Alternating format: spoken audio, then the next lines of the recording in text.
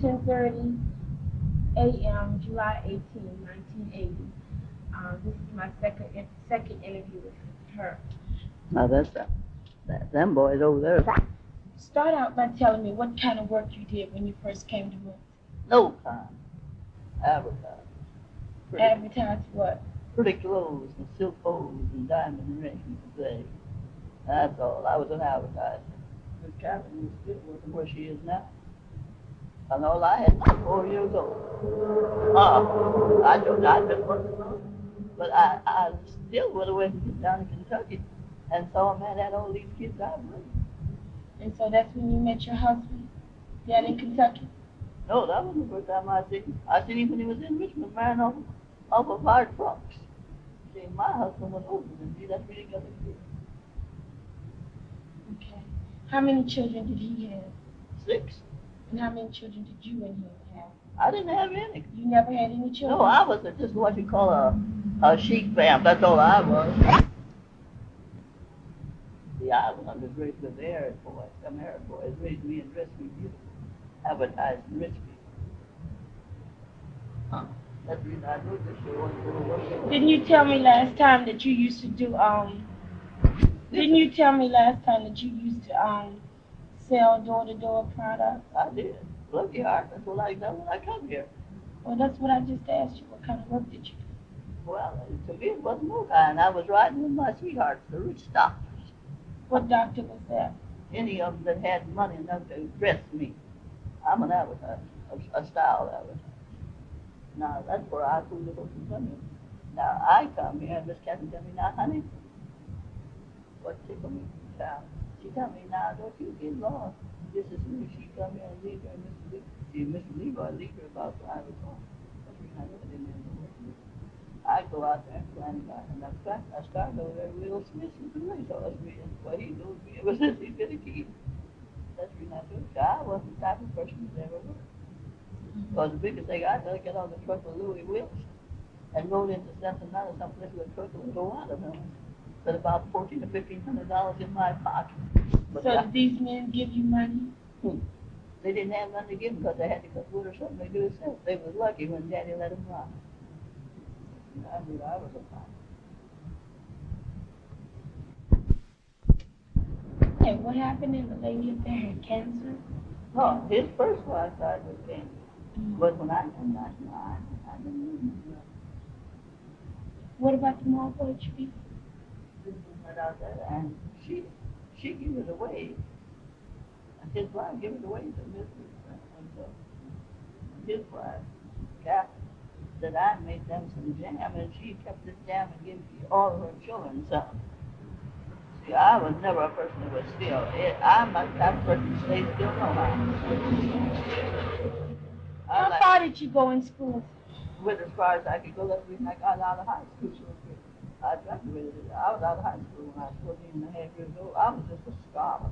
And it wasn't in me to stay still and be bothered with nobody. Because, see, my mother was an actress. And Daddy always said I just like her. That's the reason everybody kept me up there. Where was she an actress at? Any place she could. She played for showgirls and circuses and things.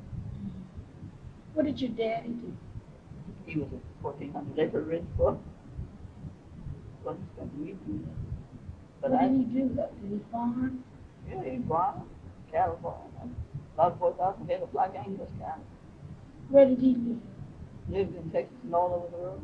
Because he was good with the plain. He was like my grandson, Tom. Can you ever remember any black doctors in Muncie? Oh, yes, I remember one.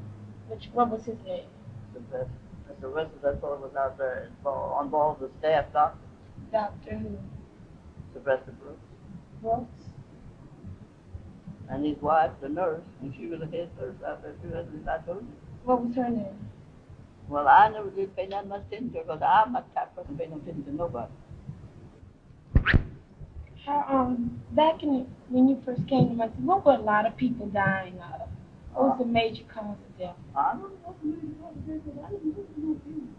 I didn't care that much about it. Only thing I just knew was in fact about it, when Reverend Smith baptized me out in below the white bridge, he told me, "See, you kill you. She won't you marry this woman and go to bed." What kind of foods did you like to eat back then? I tell you where I'd make a dinner when I got on the truck with Daddy. When he was running around, he was his sport now. I'd get me some candy, a box of candy, and mostly was fudge, and about a half a gallon bottle of pop, and eat a lot of candy one day, and go to the next day, go to ice cream. So you ate a lot of sweets? Oh, sweet, yeah. Miss Catherine, that's what's wrong with this food. I eat too much. Another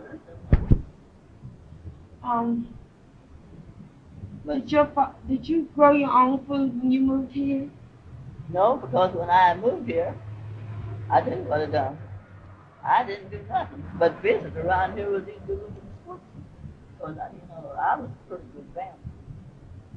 What's a band? A band, somebody that advertised clothes. I know like that boys that just buying off of me to get me to come back. I understood that. I would okay, right, right. And I know when I come here. That woman that's pulling me so much out there in Silver Lake was her stepdaughter. So last night she called him and told me, I said, "You tell Catherine I called." I said, "Who?" "Lucille." See, I know all of them play people, but I never seen them. Did you know a whole lot of blacks that used alcohol and drugs during that time? I always noticed. I was in the whiskey store where I was selling. I know they was going to buy it. If it wasn't going to use that, I know I studied for it. I didn't care whether to come back or did. Running in the liquor store, the big liquor store in Ohio, and I didn't know it.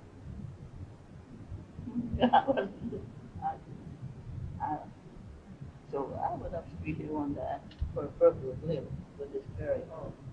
And I tell you, my granddaughter, they lived at 3505 that was they did marry right here about a month ago. I know them boys were still good.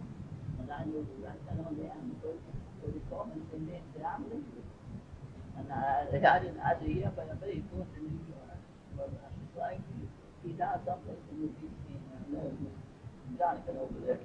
I know Mr. Jonathan was watching me. We go for a run about that boy with that camera. Where were most blacks buried in Muncie? Out here in the Beach Road. Beach Road? Yes. If we went out there, they tell me now, I heard they get church there. If we go out there and you don't pay for them tombstones, they take them up, see. Now, that's all I know about it, because last time I was with Minnie Jolly out there to put some flowers on her father and mother's grave. And there's some Jolly boys that do that. Did you ever know any people back then that could heal people? We used to say they'd rub people and heal them. Oh, I've heard a long time ago when I first come here. Now, Mr. Leroy told me there was a gypsy girl up here by this railroad before you saw. Hold on a second. There was a gypsy girl up here? On Main Street. When you went down like you was going out, just going out in the country on Main Street. And she come up here with flowers. Well, a lot of people are stupid gypsies. So I went to the door one time and I said, "What is it?"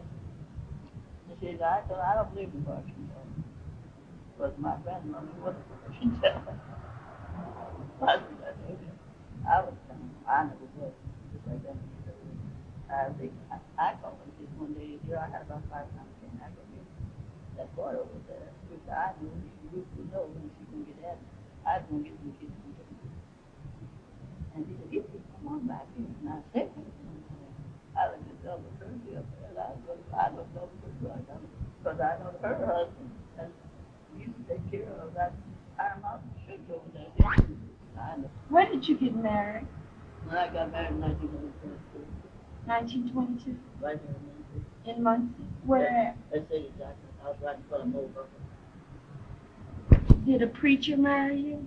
Yes, a Reverend Smith married me. Man is baptized. Yeah, Reverend Smith married me. Right over there, when you get out there in Whiteman, and you look over there at that bridge, right below that bridge is where Reverend Smith married, and the man that could peddle the milk took, and his big dog.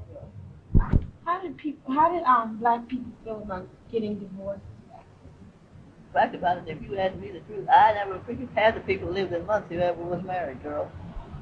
And that's what I tell that insurance man, and the insurance man is the big white German insurance man takes money in. I never figured that half the people who lived in Muncie was the colored folks was ever married. I might have figured some of them rich doctors who was married. That's the reason I know when I lived over there, when they come out to see all them silk clothes and silk towels, and somebody there that well, sometimes the insurance man come in and ask me. Say, ask Esther who? Mothers. When you were growing up, did your mother tell you to read? No, my mother, because I didn't remember my mother. My grandmother didn't. Or did your grandmother tell you to always respect your elders? Yeah, she did. Because we didn't have no minutes like that.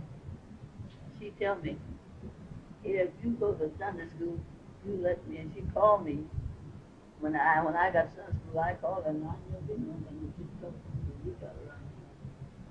Raised the telephone ring, and I called grandma. I said, I'm at a Sunday school, and she asked me, have you rung the bell? So it was a little church. But in that town, there wasn't over. But did she teach you to respect your elders? She never, you have to respect her. But she never did figure there was nobody alive. Me and I know that. Did you and your family ever have a family reunion? I used to go to Roger's family reunion because he'd always seen that his sister took me to the family reunion. What kind of violence was in your community when you first moved to Muncie? What kind of was there a lot of violence? No, when you first came here, the white folks you could leave your door open, and when you come home, there was a white man in the house, you would know. And if there was a colored man in the house, you would know.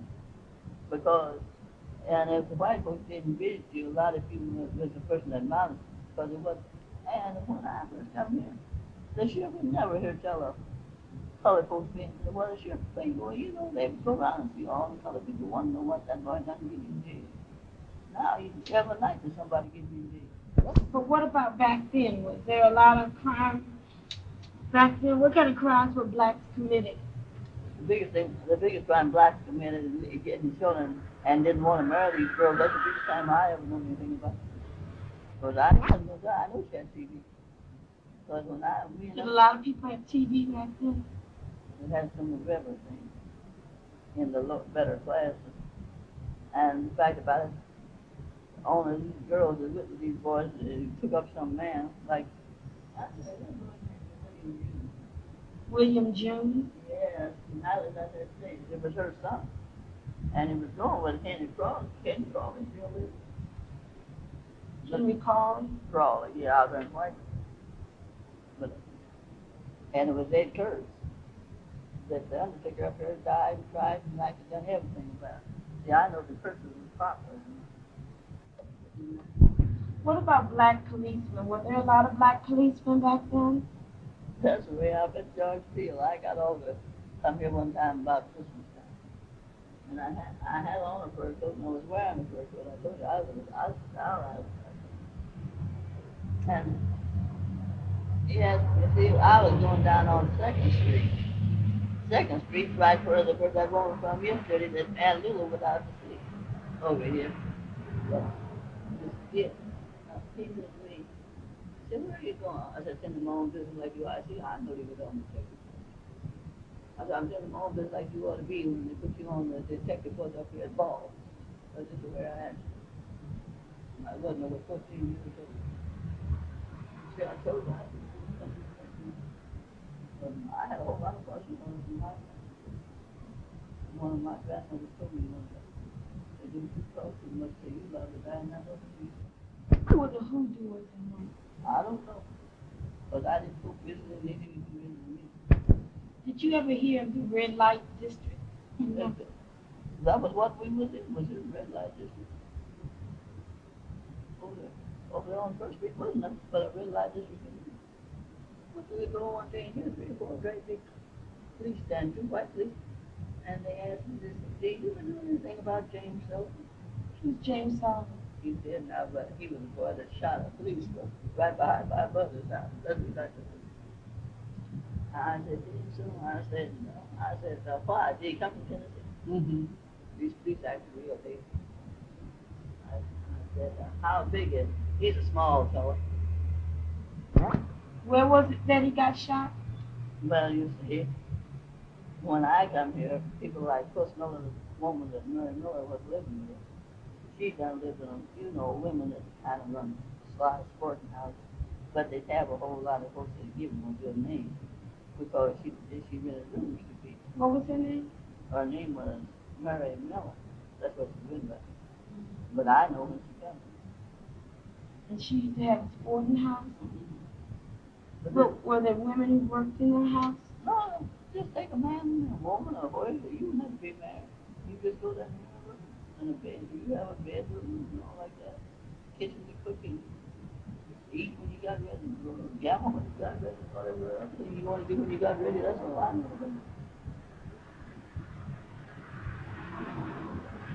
What about prostitution? A lot of prostitution. That's because I ain't never believed since I come here. The first part when I ain't never believed one half of them. Wasn't I tell you the truth? I know she wasn't married to nobody because I know 2 or 3 men she lived with in the house. Some fella, big John Thomas.